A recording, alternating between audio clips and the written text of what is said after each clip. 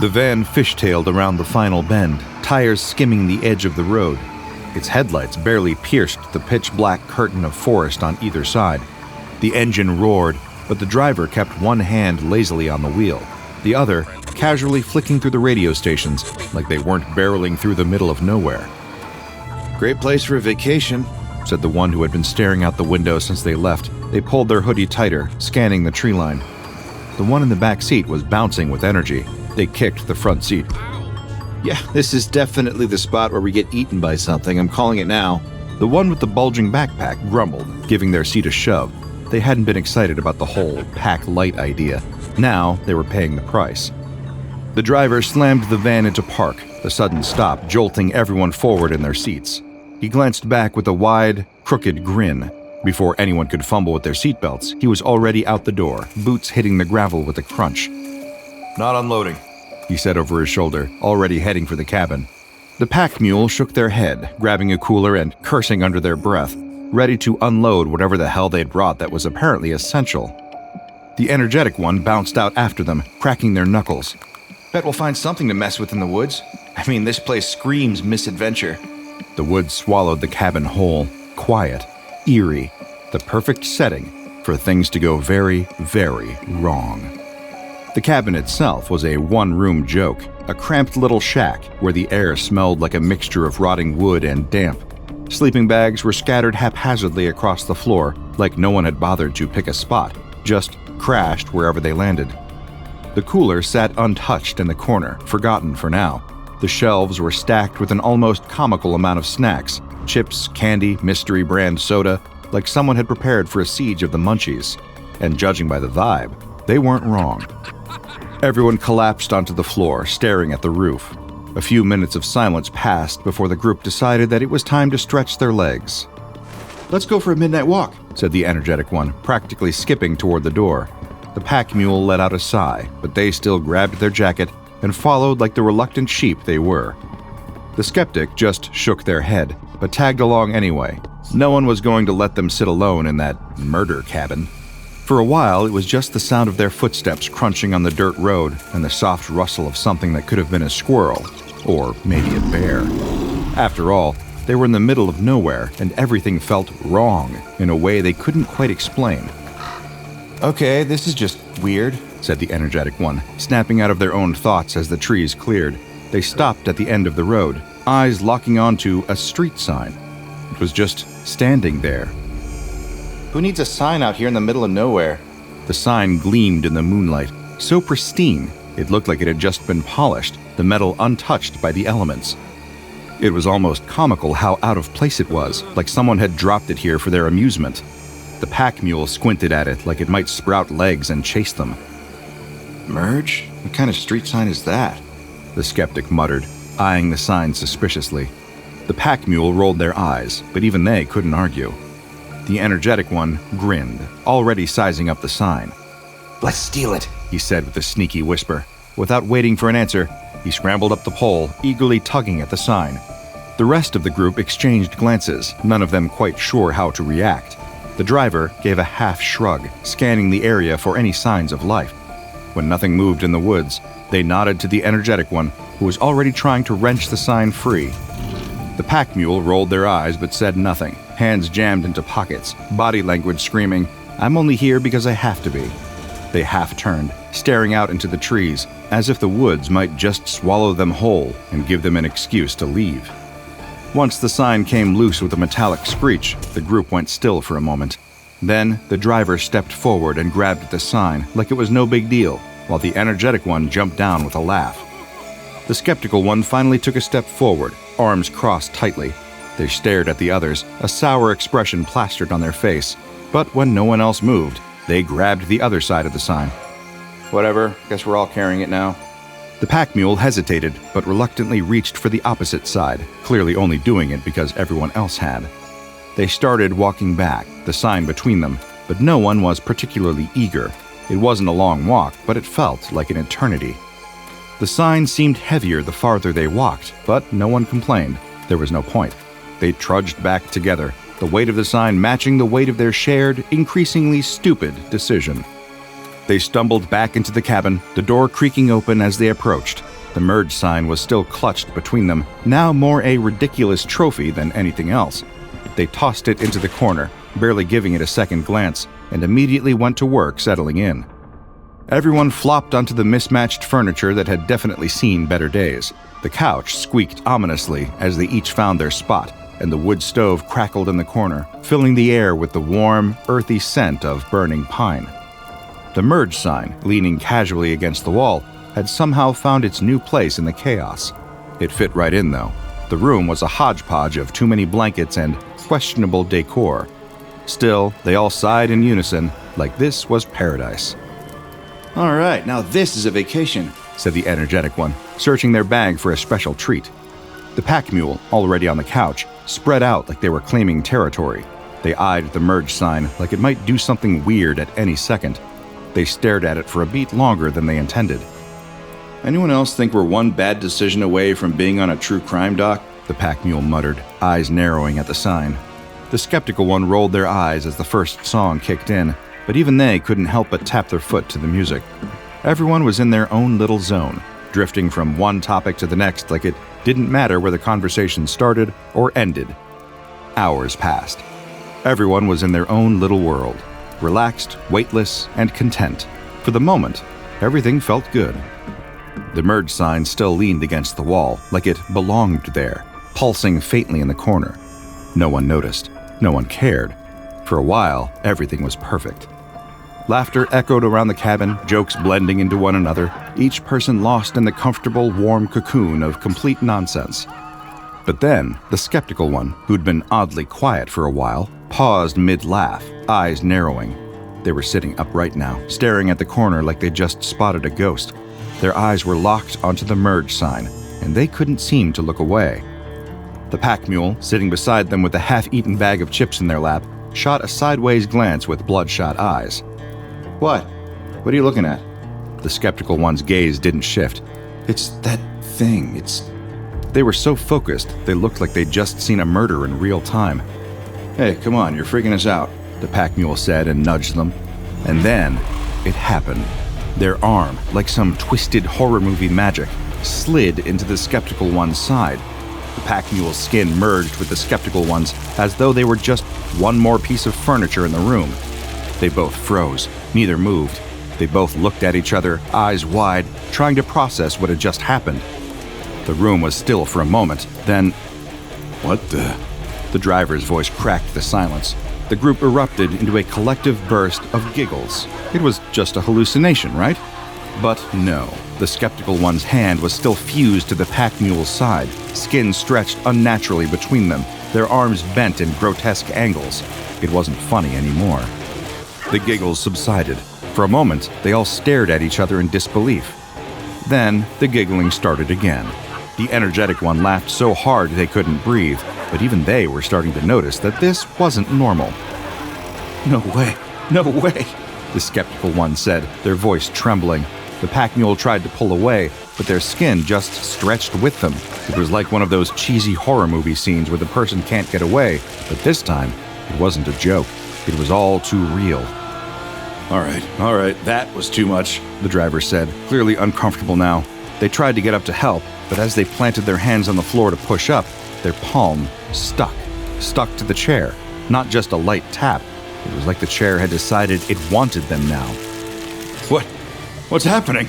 The driver screamed, trying to yank their hand away, but the more they struggled, the worse it got. They were stuck, skin fusing with the chair.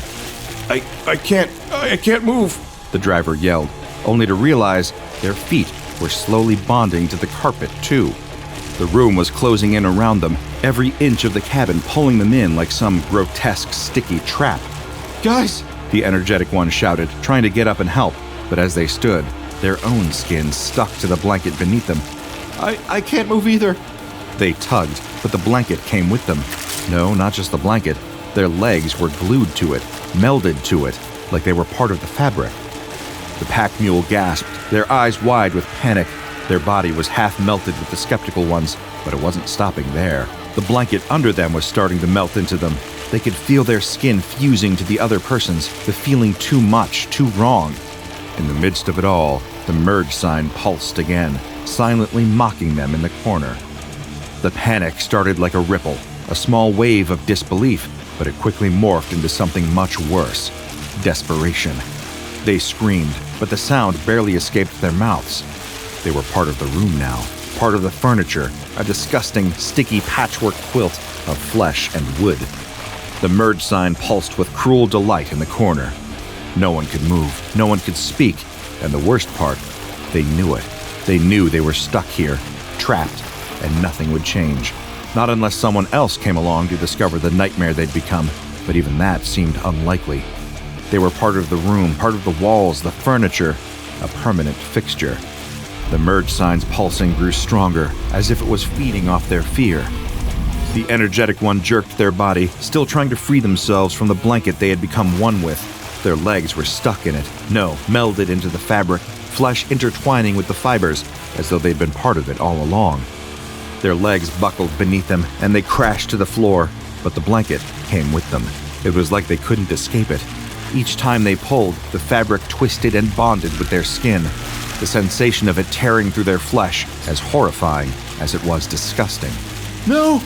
They screamed, their voice muffled by the blanket now wrapped around their body like a cocoon. The more they struggled, the more it fused to them, flesh melding with thread and cotton. The driver, still stuck to the chair, tried again to pull away. Their palm, still fused to the back of the armchair, burned as they fought. The chair was alive now, alive in a way that was too real. Their fingers felt like they were being pulled into it, their skin distorting as it bonded with the upholstery. They screamed as they tried to yank themselves free, but the more they fought, the deeper the fusion became. The wood beneath them groaned in protest as it slowly consumed their body. I can't. The driver's voice cracked.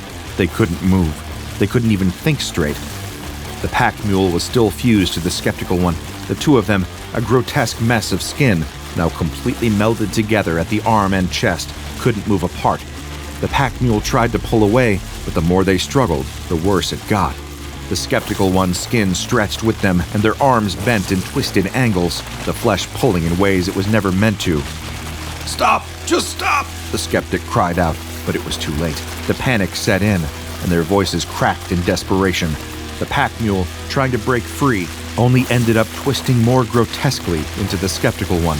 The two of them were a mass of flesh and terror, unable to do anything but scream and writhe. What you saw here, what these four experienced, is the result of activating SCP-1047-4, also known as the merge sign. But let me take a moment to break this down for you. Buckle up, because this one's a doozy. First off, SCP-1047 is classified as safe. Don't let the chaos fool you. We've got it under control. All instances of SCP-1047-1 through SCP-1047-5 are stored in individual, nitrogen-shielded shrink wrap to minimize their exposure to carbon dioxide. They're kept in standard inanimate object lockers with atmospheric sensors and halon dispensers, just in case things heat up. Not literally, thankfully.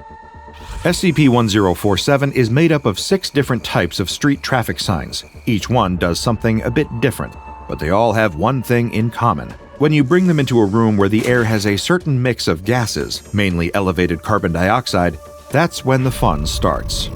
So let's go over each one, just so you understand what we're dealing with. SCP-1047-1, the one-way sign, is the first troublemaker. If the concentration of CO2 or other fumes is just right, well, gravity stops making sense. When SCP-1047-1 is activated, the force of gravity in the room completely reorients itself. The direction of gravity will change to point directly toward the arrow on the sign.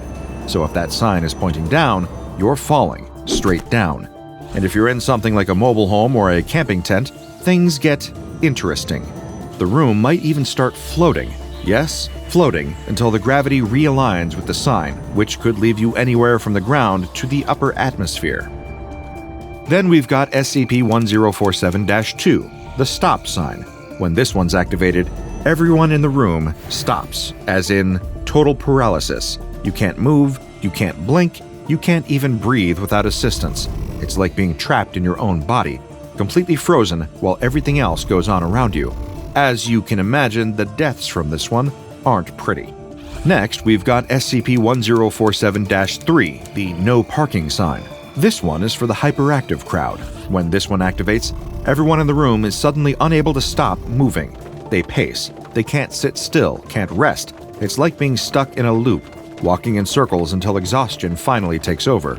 No one can leave the zone of influence of the sign, so enjoy that non-stop treadmill. Then we have SCP-1047-4, the one you received a very intimate lesson on today. This is the merge sign. When this sign is activated, the skin of all vertebrates in the room, along with all surfaces they've touched in the last 24 hours, turns into a semi-liquid state. The sign doesn't get involved, but everything else does. That means anything or anyone who comes into contact with another merges at the molecular level. No separating. It's like a sick game of human taffy, but with no fun ending. The more you struggle, the worse it gets. And when you think you're finally free, you're just getting more tangled into the mess.